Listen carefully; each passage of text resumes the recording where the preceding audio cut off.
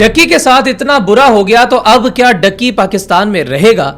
وہ پاکستان کے اندر بیٹھی ہوئی اداروں میں افسران کی شکل میں کالی بھیڑیں جو کہ پاکستان کو دیمک کی طرح چاٹ رہی ہیں، جو ڈکی بھائی کے بینک اکاؤنٹس کو بھی دیمک کی طرح چاٹ جانے کی کوشش میں تھیں، کیا ان کے سامنے ڈسے جانے کے بعد ڈکی بھائی اب پاکستان میں رہنا پسند کریں گے یا نہیں؟ ڈکی بھائی کا آنے والے دنوں میں فیوچر پلانز کیا ہیں، اور کیا ان کا یہ سارے کا سارا کیس آنے والے دنوں میں ان کے حق میں جائے گا یا پھر ان کی مخالفت میں جائے گا؟ اور انہوں نے جو ویڈیو بنائی ہے جس کی لینتھ تقریباً 52 منٹس کی ہے، اس سے ان اداروں پر کیا امپیکٹ آئے گا، خاص طور پر وہ افسران جنہوں نے ڈکی بھائی کو مختلف پاکستان کے حساس اداروں کا نام لے کر بلیک میل کیا، کیا اب وہ افسران کبھی زندگی میں باہر آ پائیں گے یا پھر اپنی نوکریوں پر، اپنی نشستوں پر بحال ہو پائیں گے؟ ان تمام تر سوالات کے جوابات ہم جاننے کی کوشش کریں گے آج کی اس ویلاگ میں، اور اس پورے کے پورے 52 منٹس کی ویلاگ کا کرکس بھی آپ کے سامنے رکھیں گے۔ ڈکی بھائی اپنے ویلاگ کا آغاز کرتے ہیں اور بتاتے ہیں کہ 16 اگست کو جس وقت وہ بہت زیادہ خوش تھے اور اپنے نئے گھر میں ان کے دوستوں نے دعوت کے لیے آنا تھا اور دعائے خیر ہونا تھی، وہ گھر جو کہ ڈکی بھائی کی گرفتاری کے بعد ایک نیا انکشاف ہوا کہ وہ گھر بھی ان کا اپنا ذاتی نہیں تھا، بلکہ وہ گھر انہوں نے رینٹ پر لے رکھا تھا جس پر انہوں نے اگلے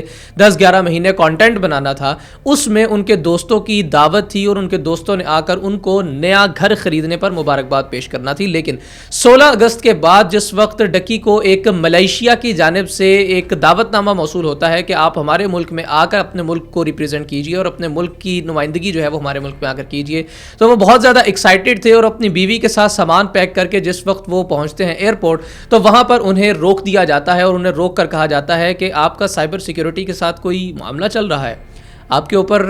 کوئی FIA نے پرچہ کر دیا ہوا ہے، جس پر ڈکی اور اس کی بیوی جو کہ ایئرپورٹ پر بہت خوش تھے کہ اب ہم ملیشیا جا رہے ہیں اور ملیشیا جا کر ہم پاکستان کی نمائندگی کریں گے، وہاں پر ایک ایوارڈ فنکشن میں ہمیں نامینیٹ کیا گیا ہے، انہیں وہاں پر روک دیا جاتا ہے۔ اور جیسے ہی وہ وہاں پر موجود تھے تو وہاں پر انہیں کئی گھنٹے بٹھانے کے بعد NCCIA کے افسران آتے ہیں اور ہتھکڑی لگا کر ڈکی کو اپنے ساتھ گلبرگ میں موجود NCCIA کے دفتر لے جاتے ہیں، جہاں پر جانے کے بعد ڈکی سے مختلف طرح کی انویسٹیگیشن شروع ہوتی ہیں کہ بتاؤ کہ تم کون سی کمپنی کے کنٹری ہیڈ ہو جو پاکستان میں گیمبلنگ کر رہی ہے، جوا کر رہی ہے، پاکستان میں بچوں کو بائنری ٹریڈنگ کی جانب مائل کرنے کی کوشش کر رہی ہے۔ تو یہاں پر کئی گھنٹے کے انتظار کے بعد اور کئی گھنٹے کی ضلالت کے بعد ڈکی کو سمجھ آتا ہے کہ اچھا مجھے اس مقدمے میں نامزد کیا جا رہا ہے، مجھے اس لیے گرفتار کر کے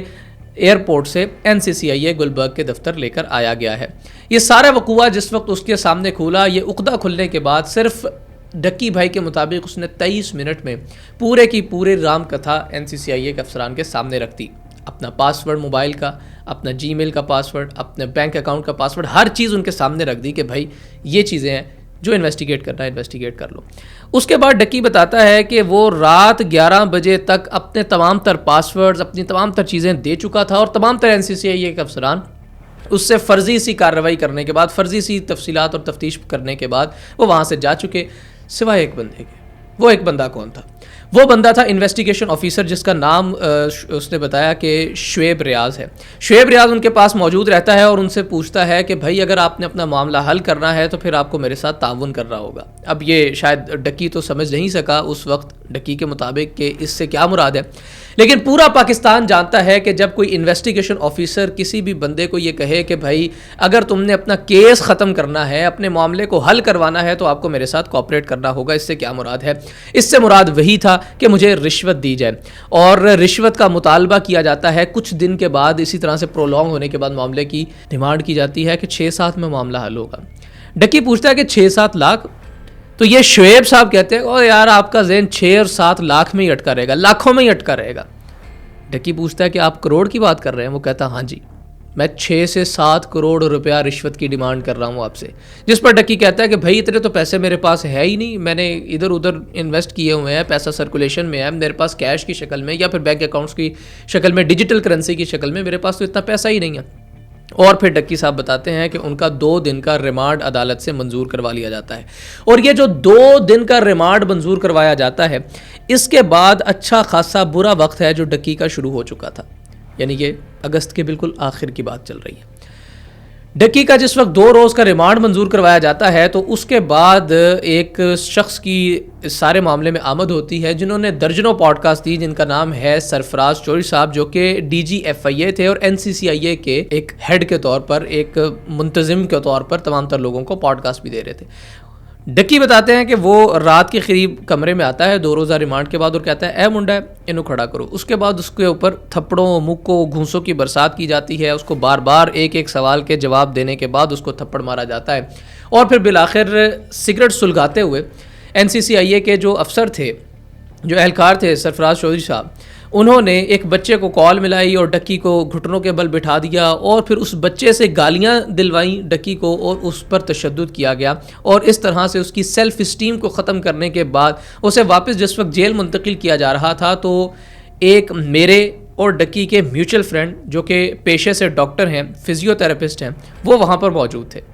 اور ان ڈاکٹر صاحب نے ڈکی کے لیے, وہ جو ڈاکٹر صاحب ہیں وہ پاکستان کے لاہور کے اندر ایک بہت بڑی بیکری ہے, اس کے مالک بھی ہیں, وہ وہاں پر کچھ پیزاز اور برگرز لے کر وہاں پر موجود تھے اور وہ ڈکی کو دینے کے لیے جیل میں آئے تھے. ڈکی سے انہوں نے پوچھا کہ سب معاملات ٹھیک ہیں, آپ کو انہوں نے کچھ کہا تو نہیں, آپ کی آنکھوں میں آنسو دیکھ رہا ہوں میں. جس پر ڈکی نے کہا یار مجھے پیزا نہیں چاہیے, مجھے برگر نہیں چاہیے, اگر آپ کی ان سے کچھ سلام دعا ہے, اگر آپ کی ان سے کوئی الیکس لے کے تو ان سے کہے مجھے مارے کم. یہاں ڈکی نے یہ نہیں کہا کہ مجھے مت مارے, اس نے کہا مجھے کم مارے, مجھے یہ بہت مار رہے ہیں, حالانکہ میں ان کے ساتھ ہر طرح سے کوآپریٹ کر رہا ہوں. بہرحال معاملات کچھ آگے چلتے ہیں اور وہ جو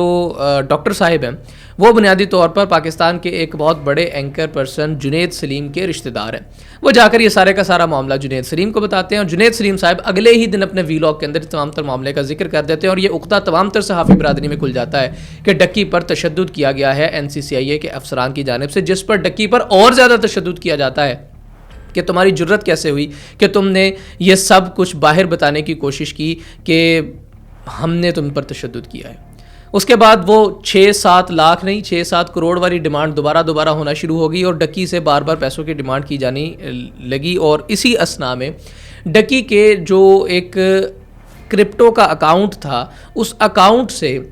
3,26,000 USD نکلوا لیے گئے اور منتقل کر دیے گئے شعیب ریاض جو کہ انویسٹیگیشن آفیسر تھے اس کے پرسنل اکاؤنٹ میں. ظاہر ہے جس کی بندر بانٹ ابھی بعد میں ہونا تھی.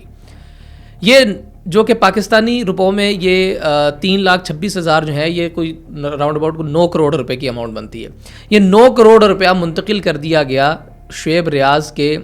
پرسنل بینک اکاؤنٹ میں. تمام تر جو ٹریڈز لگی ہوئی تھیں کرپٹو کی ان کو کلوز کرنے کے بعد لاس میں. اور ڈکی ان سے بار بار پوچھتا رہا کہ آپ پہلے مجھے اس کی تھوڑی سی تفتیش بتا دیجئے, تھوڑی سی اس کی تفصیل بتا دیجئے کہ کیوں آپ اس کو اپنے پرسنل بینک اکاؤنٹ میں ٹرانسفر کر رہے ہیں, جس پر اس پر مزید تشدد کیا گیا اور بالآخر یہ سارے کا سارا پیسہ شعیب ریاض کے اکاؤنٹ میں ٹرانسفر کر دیا گیا. اب جب شعیب ریاض کے اکاؤنٹ میں یہ سارے کا سارا پیسہ ٹرانسفر ہو گیا تو اس وقت شعیب ریاض کا یہ سارے کا سارا جو کرپشن کا معاملہ تھا یہ ڈکی نے سم ہاؤ ادھر ادھر بات کرتے کراتے پورے کے پورے گلبرگ NCCIA کے دفتر میں پھیلا دیا.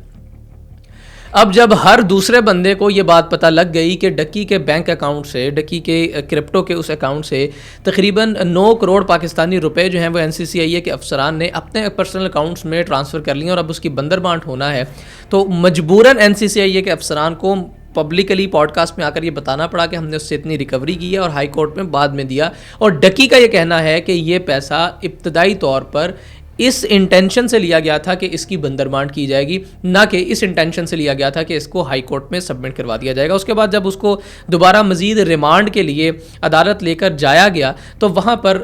ڈکی سے ملنے کے لیے ایک شخص آتا ہے جس کا نام ڈکی جو ہے وہ بگ بردر رکھتے ہیں, جو کہ پاکستان کے ایک حساس ادارے سے تھے. اور چونکہ NCCIA کے افسران ڈکی اور اس کی فیملی کو حساس اداروں کا نام لے کر ان کو تنگ کر رہے تھے اور ہراساں کر رہے تھے, اس وجہ سے یہ پاکستان کے حساس ادارے کے قابل فخر افسر جو ہیں وہ وہاں پر آتے ہیں اور وہ آ کر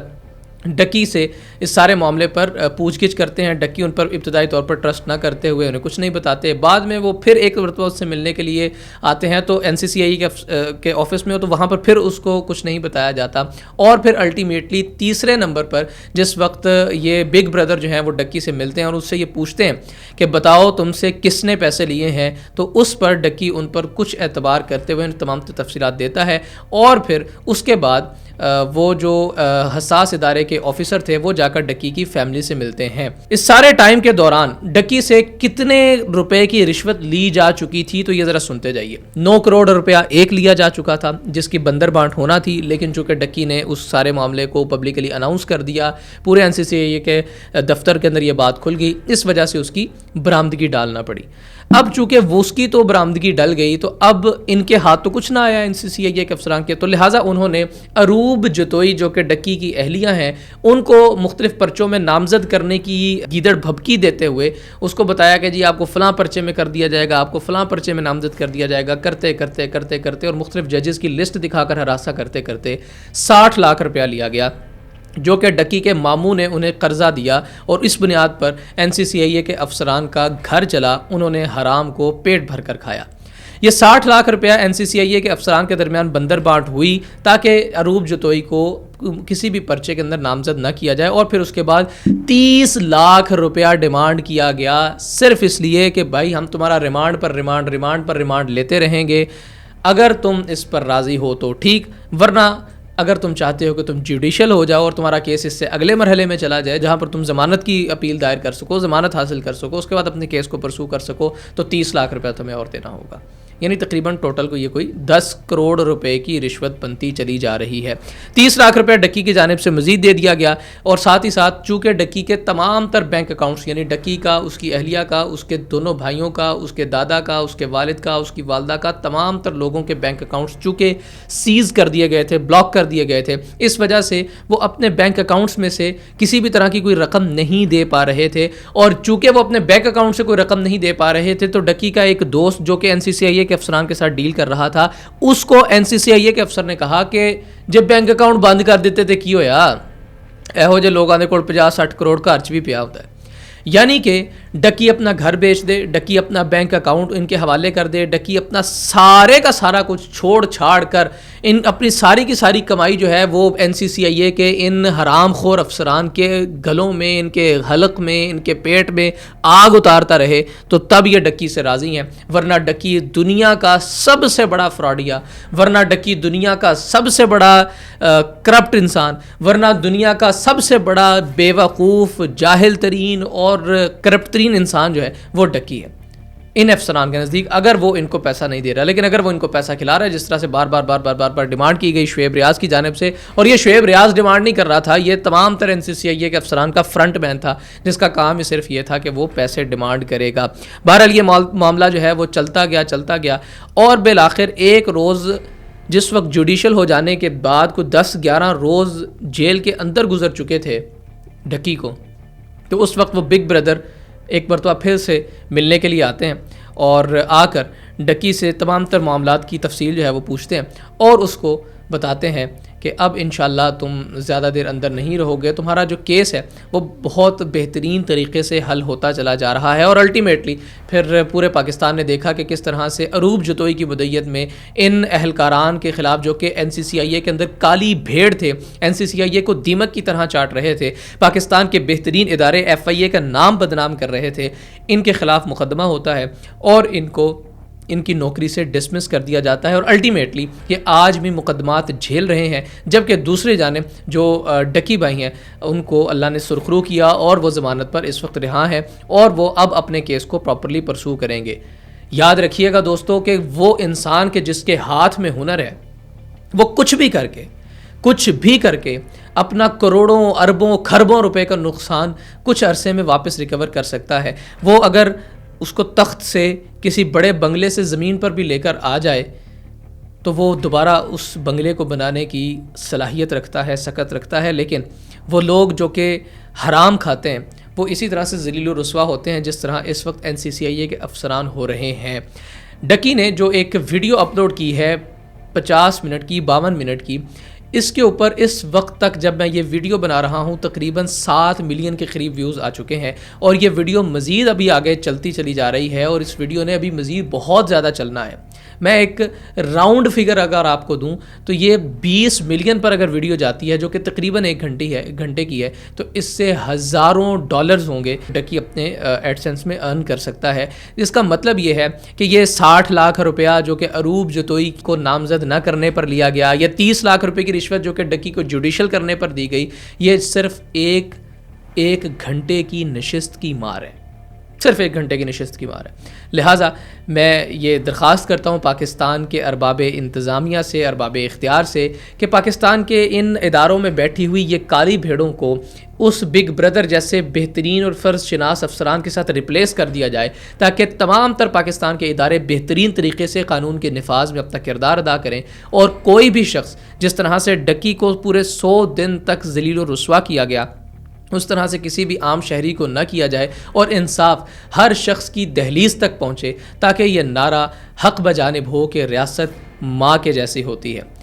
ایک صحافی نے اس سارے کے سارے ٹینیور کے دوران ڈکی سے بار بار یہ سوال کیا کہ اب جب آپ ایک مرتبہ باہر آئیں گے تو کیا آپ پاکستان رہنا پسند کریں گے؟ کیا آپ پاکستان میں رہیں گے؟ کیا آپ کہہ سکتے ہیں ابھی کہ پاکستان زندہ باد؟ تو ڈکی نے اپنے اس 52 منٹ کے ویلاگ کے آخر میں کہہ دیا ہے کہ میں نے 8 سال تک یوٹیوب کیا ہے، اور 8 سال یوٹیوب کرنے کے بعد مجھے پاکستان سے، پاکستانیوں سے عزت ملی ہے. میں نے پیسہ پاکستان سے کمایا ہے، پاکستانیوں سے کمایا ہے. تو میں اس 3 مہینے کی وجہ سے، اس 3 مہینے کے برے وقت کی وجہ سے جو 8 سال کا میں نے اچھا وقت دیکھا ہے، وہ ہرگز بھی نہیں فراموش کروں گا، وہ ہرگز بھی نہیں بھولوں گا، اور الٹیمیٹلی میں پاکستان میں ہی رہوں گا. پاکستان ہمیشہ زندہ باد، پاکستان پائندہ باد.